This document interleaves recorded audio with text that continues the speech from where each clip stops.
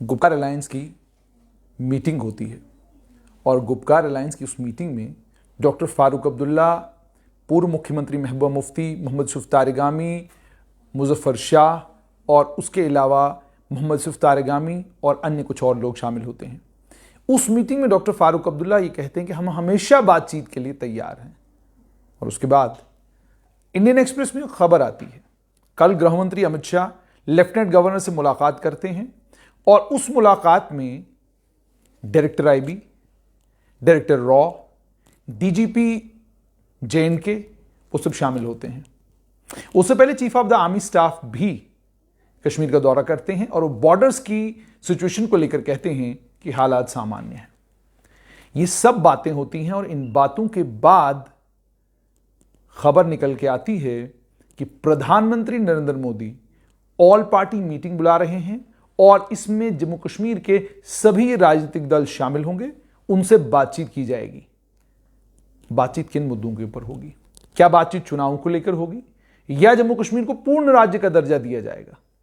और अगर सबको बुलाया जा रहा है तो क्या वाकई सबको बुलाया जा रहा है? मेरे साथ इस वक्त एकजुट जम्मू राजनीतिक दल के चेयरमैन अंकुर शर्मा है। अंकुर जी, सबसे पहले तो क्या आपको न्योता आया? जी नहीं, हमें कोई इस समय तक न्योता नहीं आया है और ना ही ऐसा कोई हिंट हमें मिला है जिसके आधार पर हम ये कह सकें कि शायद न्योता आएगा भी। तो अभी तक कोई न्योता नहीं आया। लेकिन जहां तक मेरी जानकारी है, जम्मू कश्मीर अपनी पार्टी भी इलेक्शन कमीशन के पास गई है कि जनाब हमको मान्यता दीजिए, हमको मानिए, आने वाले कल में हमको चुनाव लड़ना है। और आप भी इलेक्शन कमीशन के पास गए हैं और इलेक्शन कमीशन की वेबसाइट के ऊपर आपका नाम भी है। एक दल का नाम है और एक दल सिर्फ कश्मीर से है, नाम उसका अभी तक इलेक्शन कमीशन की वेबसाइट पर नहीं है। उन्हें न्योता आ गया, उसकी पुष्टि उनके 4 नेता कर रहे हैं और आप जम्मू संभाग से हैं। जम्मू संभाग के लोगों के अलग अलग मुद्दों को लेकर आप बात करते रहते हैं। तो आखिरकार उस पार्टी को न्योता आ गया, आपको न्योता नहीं दिया गया, क्या दर्शाता है? देखिए, जहाँ तक हमारे सूत्रों के हवाले से खबर है, दिल्ली सरकार ने जम्मू कश्मीर में जम्मू का सेल आउट प्लान किया है। और जम्मू का जब सेल आउट ये प्लान कर रहे हैं तो ऑब्वियसली जम्मू की उन सेन वॉइसेस को, उन पावरफुल वॉइसेस को, उन वॉइसेस को जो जम्मू की सच्चाई उनके सामने रखेंगे, वो नहीं चाहेंगे कि शामिल किया जाए। जब 370 और 35 की एब्रोगेशन को उसके लॉजिकल कंक्लूजन तक ले जाने के बजाय तय ये हो गया है कि सब कुछ रिवर्स करना है और सब कुछ उन्हीं ताकतों को उनके हाथ में उसी तरीके से वापस देना है जिस तरीके से 370 और 35 से पहले उनके हाथ में था, तो फिर मुझे लगता है कि जम्मू संभाग की तो ऑलरेडी इस अरेंजमेंट में कोई जगह नहीं है। तो हमें तो मुख्यतः यही कारण समझ आता है कि when they are planning a sell out, so they will not involve actual voices from Jammu. BJP obviously Jammu की तरफ से यहाँ पे दिखाने के लिए जा रही है, लेकिन केंद्र में भी तो भाजपा की सरकार है जिसने सारा ये तैयार किया है। तो केंद्र की सरकार का जो ओपिनियन होगा उससे हटके तो यहाँ के बीजेपी के नेता वहाँ पे कुछ नहीं कहेंगे। जम्मू की असली बात तो वही व्यक्ति कह सकता है जिसने पिछले 5-6 वर्षों में बीजेपी PDP सरकार की प्रताड़ना सही है, या जम्मू कश्मीर के संदर्भ में जम्मू को जो सेकेंड क्लास होस्टेज और एनस्लेव रखा गया और जो परपेचुएट होता रहा, आज दिन तक भी चलता रहा, चल रहा है हर क्षेत्र में, उसके खिलाफ जिन लोगों ने लड़ाई लड़ी है वही जम्मू की असली बात रख सकते थे। लेकिन अनफॉर्चुनेटली उन लोगों को, उन पॉलिटिकल पार्टीज़ को न्योता नहीं है। आपने सही कहा, we are also a political party. Election commission की वेबसाइट पे हमारी डिटेल्स हैं, हमारा नाम है, but no invitation has been sent. किसी भी तरीके से कोई बात नहीं की गई है, जिसके कारण फिर मैंने आपको बता दिए कि व्हेन यू आर अगेन एक उपनिवेश की तरह, एक कॉलोनी की तरह, एक गुलाम की तरह कश्मीर को ही जम्मू को सौंपने जा रहे हो और अपना पल्ला झाड़ रहे हो, तो ऑब्वियसली आप क्यों इन्वॉल्व करेंगे जम्मू वालों को?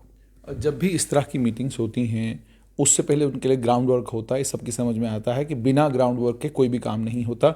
इंटेलिजेंस एजेंसीज का इसमें इनपुट रहता है, IB का, रॉ का, MI का, सबका इनपुट रहता है। उस इनपुट के बाद जाकर ही आप तय करते हैं किसको बुलाना है, किसको नहीं बुलाना है।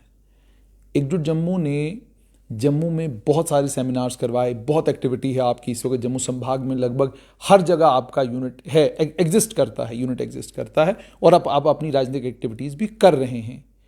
क्या इन सब चीज़ों को ध्यान में रखते हुए आपको न्योता देना बनता था और न्योता नहीं दिया जा रहा है, क्या इसके पीछे आप मुख्यतः क्या कारण समझते हैं? आप तो ये तो आप कह रहे हैं कि जम्मू को लेकर वो सीरियस नहीं है, लेकिन और क्या कारण हो सकते हैं? क्योंकि अपनी पार्टी को बुलाया गया है, हम तो ये भी सुन रहे हैं शायद हकीम मोहम्मद यासीन को बुलाया जाएगा, एक आदमी का दल है।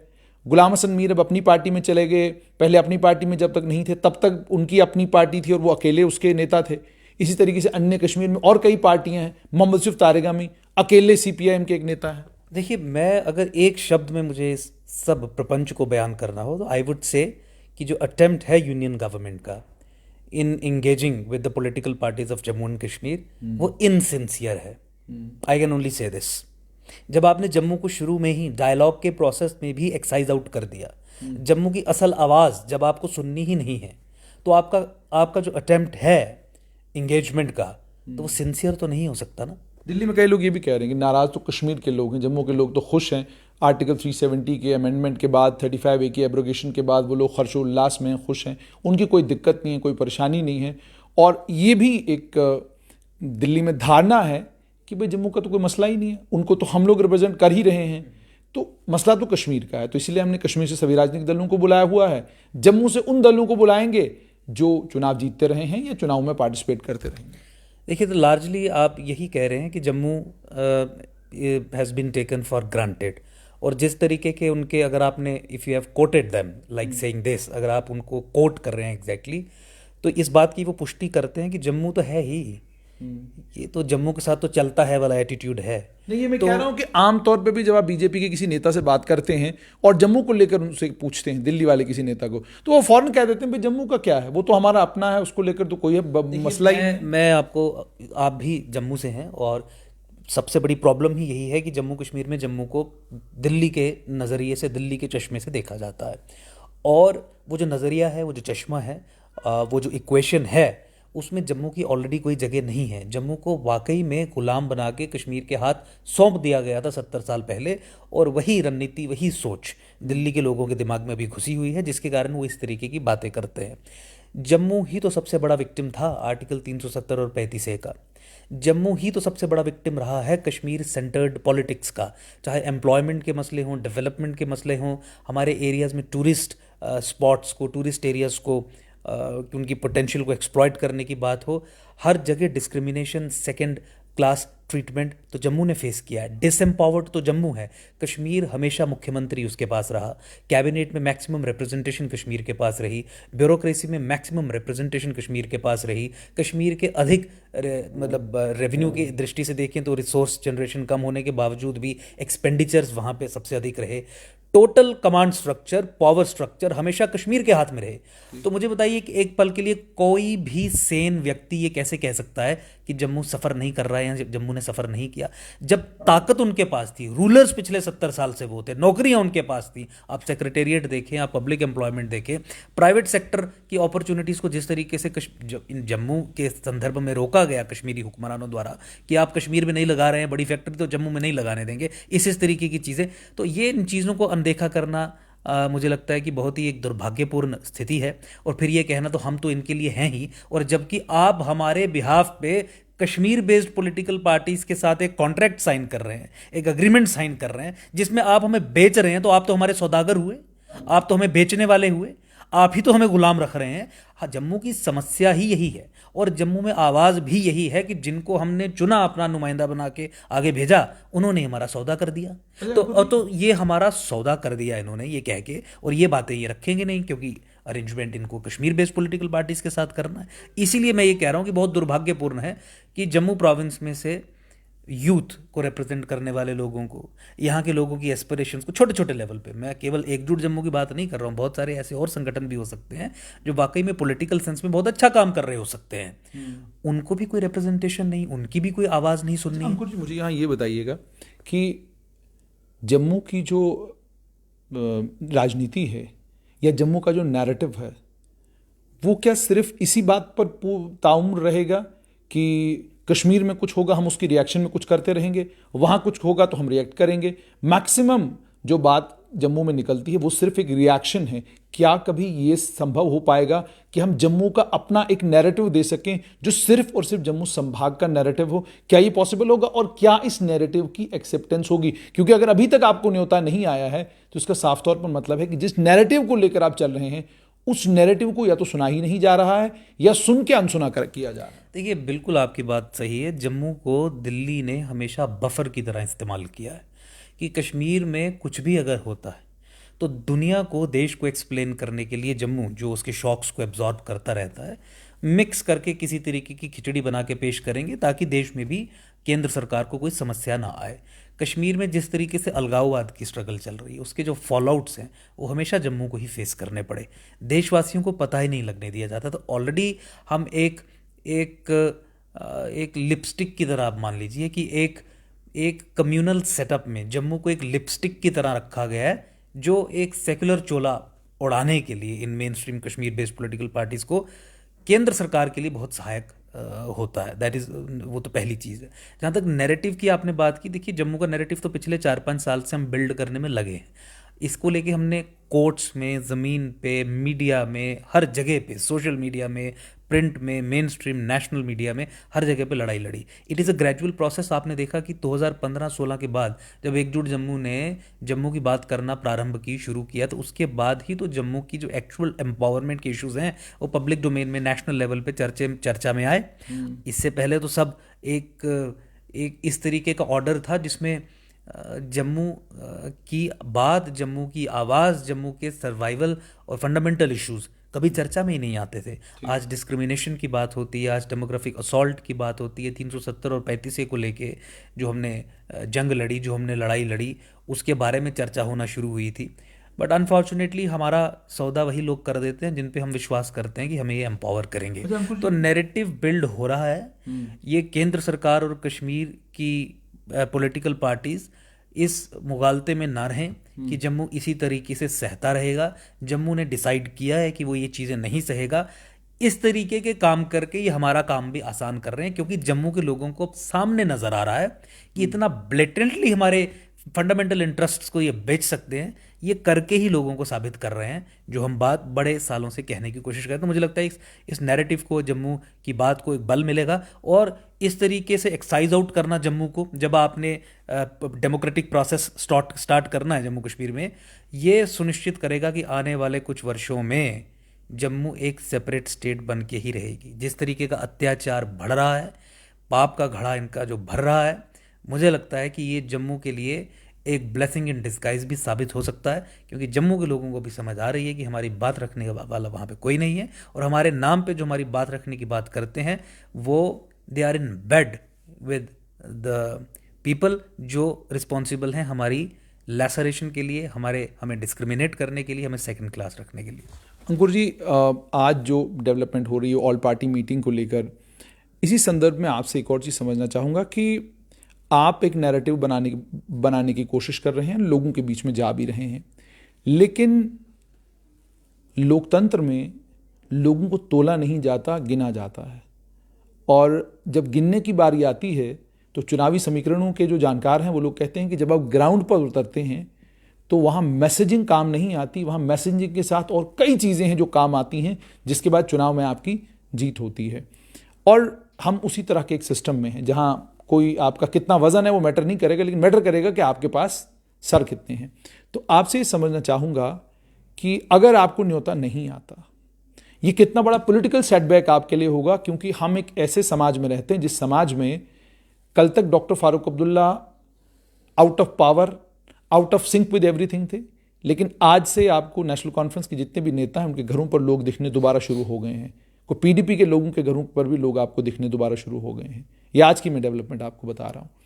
तो क्या ये संभव हो पाएगा कि आप इस नैरेटिव को बदल सकें और पॉलिटिकली इतने सिग्निफिकेंट हो जाएं कि फिर केंद्र को भी लगे कि अब जम्मू के नैरेटिव पर भी जम्मू के लोगों से बात करने की आवश्यकता है? या आपको लगता है कि ये एक बहुत बड़ा सेटबैक होगा कि कल लोगों के बीच में बात चली जाएगी, ऑल पार्टी मीटिंग है और एकजुट जम्मू सब जगह है, मीडिया में है, टेलीविजन पर है, सब कुछ है, लोगों के बीच में है, लेकिन केंद्र सरकार अभी भी एकजुट जम्मू को सीरियसली नहीं ले रही? देखिए, केंद्र सरकार न केवल एकजुट जम्मू को सीरियसली नहीं ले रही, बल्कि जम्मू संभाग को ही सीरियसली नहीं ले रही। मैंने ये कहा कि न केवल एकजुट जम्मू, और भी ऐसी वॉइसेस हो सकती हैं जम्मू संभाग में से जिनको चर्चा के लिए आपको न्योता देना चाहिए था। मैं इस नॉन इन्विटेशन को कोई सेटबैक नहीं समझूंगा। इनफैक्ट जो बात हम जम्मू संभाग के लोगों को समझाने की कोशिश पिछले 5 वर्षों से कर रहे हैं, और जिसमें बड़ा तबका है जो इस सोच के साथ जुड़ा है और नैरेटिव बिल्डिंग में हमारे साथ जुड़ा है, उसके लिए ये बहुत बड़ा सबक होगा कि जिस समय तय करने की बात आई कि किस तरीके से जम्मू कश्मीर को चलाया जाएगा, जम्मू की बात रखने वाला कोई नहीं था। और ये रियलिटी, इस चीज़ को सुनिश्चित किया उन्हीं लोगों ने जिन पे पूरा विश्वास करके आपने उन्हें एक मुश्त वोट दिए थे। मुझे लगता है कि ये धोखा जम्मू संभाग के लोगों के साथ है, ये एकजुट जम्मू के साथ नहीं है। We see an opportunity in this arrogant behaviour of the union government in excising out Jammu, और जम्मू की प्रॉपर पार्टिसिपेशन ना रखवाना हम एक अपॉर्चुनिटी इसे समझते हैं। और आई थिंक कि जो सेपरेट जम्मू की डिमांड है, अब लोगों को समझ आना शुरू हो जाएगा कि वो क्यों आवश्यक है और क्यों जम्मू को सेपरेट बनाना चाहिए, और क्यों और इसी तरीके से जम्मू की पॉलिटिकल एम्पावरमेंट और लिबरेशन हो सकती है। जिससे आप पॉलिटिकल एम्पावरमेंट और लिबरेशन की बात करते हैं, अलग जम्मू स्टेट की बात करते हैं, जब हम स्ट्रैटेजिक लेवल पर किसी से बात करते हैं और आज की सरकार में लोगों से बात करते हैं और उनसे पूछते हैं कि संभवतः ये स्टेट क्यों नहीं बन सकती है, आप बनाने में क्या दिक्कत है, आप तो एक यूनियन टेरिटरी में, एक तो वो ये कहते हैं कि ये चीज़ हमको 5 अगस्त से पहले करनी चाहिए थी, हमने नहीं की। 5 अगस्त के बाद अब संभावनाएं बहुत कम है, उसके लिए बिल लाना है, लोकसभा राज्यसभा में जाना है, एक लंबी प्रक्रिया है, वो सब कुछ है। एक डिवीजन बीच में बन सकती है, एक एडमिनिस्ट्रेटिव डिवीजन हम नहीं बनाएंगे, वो एक चीज़, एक संभावना है, वो होगी। स्टेटहुड को लेकर क्या अब एकजुट जम्मू स्टेटहुड को लेकर लोगों के बीच में जाएगी और स्टेटहुड का एक रीजनल मैप लोगों के समक्ष रखेगी और उस पर लड़ाई लड़ेगी? क्या आप ये करने जा रहे हैं या आप इंतजार करेंगे? देखिए, हम तो ऑलरेडी मैदान में हैं स्टेटहुड को लेके। हमने क्लियरली ये कहा है कि जम्मू के जो 10 जिले हैं उन्हें सेपरेट स्टेट बनाया जाए, कश्मीर को 2 यूनियन टेरिटरीज में डिवाइड किया जाए।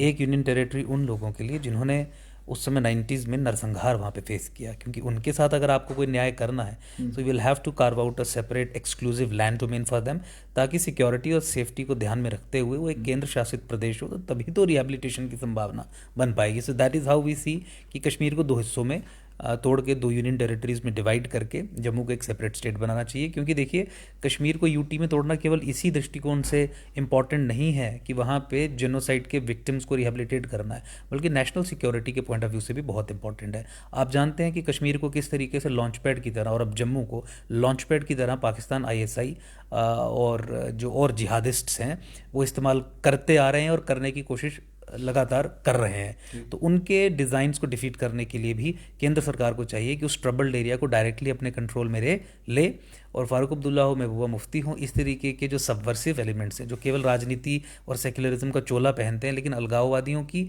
और जिहादी तत्वों की हर एक काम करने वाली चीज़ करते हैं, उन्हें you don't have to empower them. आप उन्हें एम्पावर ना करें, आप इन्हें यूटी बनाइए बिना लेजिस्लेचर के। तो इस चीज़ को लेके we are already on the ground. मुझे लगता है कि इस तरीके के एरोगेंट बिहेवियर के बाद केंद्र सरकार के, जिसमें जम्मू को एक्साइज आउट ही कर दिया गया, जम्मू की कोई आवाज़ ही नहीं रखी गई, मुझे लगता है कि इस मूवमेंट को आगे लेने में हमें और बल मिलेगा। वी विल हैव प्रॉबेबली मोर सामने से support from the general public of Jammu, जो हमें अदरवाइज भी है, लेकिन इन सब चीज़ों से एक फोर्स मल्टीप्लायर का काम ये चीज़ें करेंगी और हमारी ताकत और इससे बढ़ेगी। जैसे अंकुर जी आपने कहा कि फोर्स मल्टीप्लायर का काम करेंगी, जम्मू संभाग में जब से आप काम कर रहे हैं, मैं पूरी नज़र रखता हूं आपके काम के ऊपर। एक प्लेटफॉर्म पर आप जाते हैं, वो platform Jammu Kashmir national panthers party का नेता भी वहाँ पर है, आप भी हैं और अन्य कई और नेता भी हैं।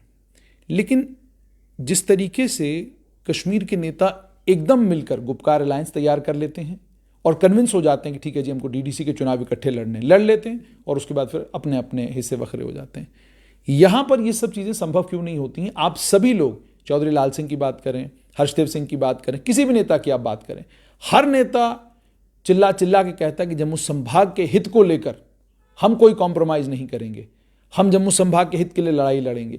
लेकिन एक प्लेटफॉर्म पर आने में इतनी दिक्कत क्यों है? सब अपने अपने अपने अपने खानों में बटे हुए हैं, एक प्लेटफॉर्म पर आने में इतनी दिक्कत क्यों है? और क्या आप ऐसी कोई कोशिश करें? मेरा अंतिम सवाल है, क्या आप ऐसी कोई कोशिश करेंगे कि इन सभी जितने भी दल ये क्लेम करते हैं कि they want to fight for Jammu region, इनको एक प्लेटफॉर्म पर लाकर जम्मू की स्टेटहुड के लिए लड़ाई लड़ने का प्रयास क्या आप करेंगे? देखिए, जो गुपकार अलायंस की बात आपने की कि वो किस तरीके से जुड़ जाते हैं, आई थिंक जो यूनिटी ऑफ थॉट है उनमें कुछ फंडामेंटल्स हैं जिन पे बेसिक अग्रीमेंट्स हैं, उसके कारण उनकी यूनिटी हो जाती है।